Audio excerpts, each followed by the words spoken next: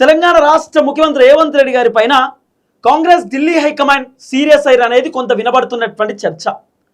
Jagtial Congress senior leader Jeevan Reddy రాజీనామా చేసినటువంటి పరిస్థితి.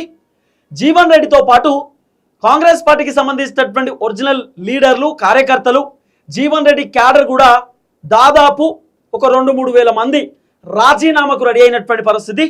జీవన్ రెడ్డితో పాటు సుమారు ఒక 5-6 వేల మంది జీవన్ రెడ్డి ఏ పార్టీలో పోతే ఆ పార్టీలోకి జాయిన్ కావడానికి సిద్ధమవుతున్నటువంటి పరిస్థితి.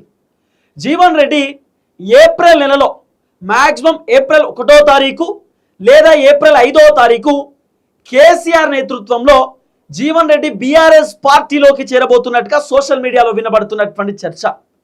జీవన్ రెడ్డి బీఆర్ఎస్ పార్టీలోకి పోవడానికి ఆల్రెడీ ఫిక్స్ అయ్యింది అనేది వినబడుతున్నటువంటి వ్యవహారం. అయితే ధర్మపురి అరవింద్ కూడా జీవన్ రెడ్డితో మాట్లాడేటటువంటి కార్యక్రమం చేస్తున్నాడట.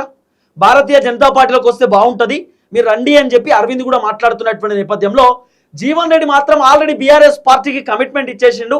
బీఆర్ఎస్ పార్టీలోకి నేను జాయిన్ కాబోతున్నా అంటూ కూడా జీవన్ రెడ్డి వాళ్ళ క్యాడర్కి చెప్పేసిండు అనేది కూడా కొంత వినబడుతున్నటువంటి వ్యవహారం. మొత్తానికి జగిత్యాల కాంగ్రెస్ ఇప్పుడు ఖాళీ అవుతున్నటువంటి పరిస్థితి. జీవన్ రెడ్డి ఎప్పుడైతే కాంగ్రెస్ పార్టీకి రాజీనామా చేసి బీఆర్ఎస్ పార్టీకి పోదామనేటటువంటి ఆలోచనలో ఉన్నాడో, కాంగ్రెస్ పార్టీకి సంబంధించినటువంటి కాంగ్రెస్ కార్యకర్తలు, సీనియర్ లీడర్లు, కాంగ్రెస్ పైన అసంతృప్తితో ఉన్నటువంటి లీడర్లు, అసహనంతో ఉన్నటువంటి లీడర్లు, రేవంత్ రెడ్డి పైన కోపంతో ఉన్నటువంటి లీడర్లు, టికెట్ రాక సఫర్ అయినటువంటి కాంగ్రెస్ పార్టీ లీడర్లు, కార్యకర్తలు అందరూ కూడా సుమారు 5-6 వేల మంది జీవన్ రెడ్డితో పాటు జగిత్యాల నుండి జీవన్ రెడ్డి ఏ పార్టీలో పోతే ఆ పార్టీకి పోవడానికి సిద్ధమవుతున్నటువంటి పరిస్థితి. ఒకటి, జీవన్ రెడ్డికి సంబంధించినటువంటి ఇష్యూ పైన తెలంగాణ రాష్ట్ర ముఖ్యమంత్రి రేవంత్ రెడ్డి గారి పైన కాంగ్రెస్ హైకమాండ్ సీరియస్ అయ్యారట. జీవన్ రెడ్డి పార్టీ మారుతుంటే నువ్వేం చేసినావు? జీవన్ రెడ్డి పార్టీ మారుతా అని చెప్పి ప్రెస్ మీట్లు కూడా పెట్టి చెప్తా ఉంటే పిసిసి అధ్యక్షుడు మహేష్ కుమార్ గౌడ్ పోయిండు, కాంగ్రెస్ పార్టీ ఎమ్మెల్యేలు పోయిర్రు, ఏఐసిసి పెద్దలు పోయిర్రు, మంత్రులు పోయిర్రు. నువ్వెందుకు మాట్లాడలేదు? నువ్వెందుకు డిస్కస్ చేయలేదు?